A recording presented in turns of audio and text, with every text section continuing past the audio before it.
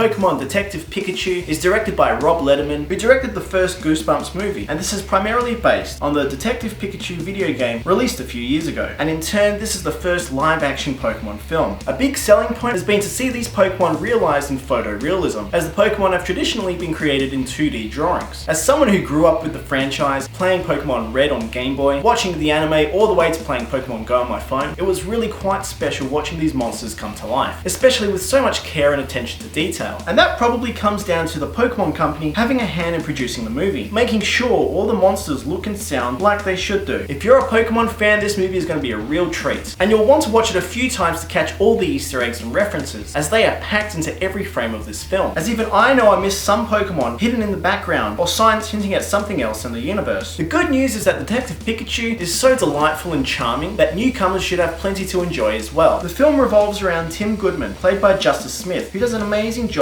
acting opposite a CG character for almost the whole movie. Tim's father is presumed dead in an accident, and so Tim travels to Rhyme City, a place where Pokemon and humans coexist. Tim winds up meeting his father's Pikachu, who happens to have the voice of Ryan Reynolds, and can only be understood by Tim. So Tim and Detective Pikachu go on the search to figure out what happened to Tim's father, along the way meeting reporter Lucy Stevens, played by Kathryn and her sideark, who helps them uncover a bigger conspiracy. The story is a fairly simple detective narrative, essentially almost being Who Framed Roger Rabbit, but with Pokemon instead of 1930s cartoons. While I'm sure some people might find it a little cliche, I actually found that the simplicity helped keep the movie focused, especially as it gets pretty insane towards the end, with some twists that might have some people scratching their heads. The film moves along at a pretty brisk pace, keeping the story lean at 104 minutes, which definitely helps if kids are seeing this, which Detective Pikachu is very much aimed at family audiences, which is perfectly fine. There are plenty of jokes that adults and kids will get a kick out of, especially a few jokes that will fly right over the heads of kids. In fact, the comedy is one of the strongest parts of Detective Pikachu, where the banter between Tim and Pikachu is what really keeps the movie alive and charming. Their dynamic is also where most of the heart of the film is, which helps create some real tender moments that help us really connect with the duo. All props needs to go to Ryan Reynolds for making this all work, as without him, I don't think this movie would be anywhere near as good. He really is perfect at playing Detective Pikachu, and he can get away with a few lines that I don't think anyone else could deliver as well. Of the main roles, Kathryn Newton's character is the only one I'm a bit iffy on, as she can come across as a cartoon character at times, in a movie that tries to treat everything realistically. She's still charming at times, but if there's a sequel, I hope her character gets a bit more depth than just being a reporter and potential love interest for our hero. Ken Watanabe and Bill Nighy are also in the film, but don't have a great deal of screen time, especially Watanabe. The villains in the movie are underwritten as well, where they don't pose much of a threat till things get really crazy in the final act, but the main stars of the movie are the Pokemon themselves, and the movie spends the necessary time and attention to make you love all the creatures. It hand feeds you information about the Pokemon world, so you can learn how people live, what the rules are, and what this universe is like. It doesn't assume that you already know Pokemon, which is helpful for newcomers, as for many people this will be their first exposure to the brand, but care has been taken to make sure newcomers can understand what's happening as well. The choice to shoot Detective Pikachu on film is one of the best decisions this movie makes. The look makes everything feel far more realistic and lived in, rather than feeling like a plastic mold, which is what some CG heavy movies shot digitally can feel like these days. Much of the visual effects team behind the live action Jungle Book and the upcoming Lion King worked on creating the Pokemon in this movie, and what a difference it makes in making these Pokemon seem believable. Sure, a couple of Pokemon had me double take, as I'm used to seeing them in their stylized cartoon form, but for the most part, especially Pikachu, this movie is a technical tour de force, and the VFX team really need to be commended for it. The more famous Pokemon definitely get their moments to shine and look great doing it, which should definitely satisfy fans. Mewtwo, Charizard, Greninja all look fantastic. If you were worried about how some of the Pokemon looked in the trailers, the finished rendered product looks miles better. There are dozens of different Pokemon in the movie, some of which only appear in the background, so props to everyone involved for going the extra mile to make this feel like a lived-in world. Some of the music choices are really interesting as well, where at times it felt like I was watching Blade Runner, making Rhyme City feel quite unique, and a place that people will wish they could visit like Hogwarts or Narnia. And the remix of the old Pokemon theme that was used in the trailers gets used fantastically in the film. The issues with Detective Pikachu really come down to its story, which as I mentioned is fairly simple and gets a bit too crazy towards the end, and maybe a little too far-fetched for some people. Some moments are definitely a bit silly and cartoonish, making it at times feel like it's aimed more towards kids. In addition, some of the characters are underwritten, leaving a bit to be desired. But for the most part, this is a light, charming, family-friendly adventure that people of all ages should be able to enjoy, with plenty of humor and nostalgia that should satisfy everyone. Pokemon fans are gonna love this movie and will absolutely get the most out of the film, film, and while newcomers might find some parts a tad confusing or generic, there's definitely enough to enjoy yourselves. This is a promising start, if we can expect more live-action Pokemon films after this. So I hope Legendary and Warner Brothers take what really works here while ironing out the kinks, because I think there's strong potential for whatever comes next in this franchise. And hey, by default, this makes Detective Pikachu the best video game adaptation ever, so it definitely has that going for it. Pokemon Detective Pikachu gets an 8 out of 10 from me. Guys, I hope you like this review. If you want to see more reviews just like this one, stay right here for your Monofix. Bye guys.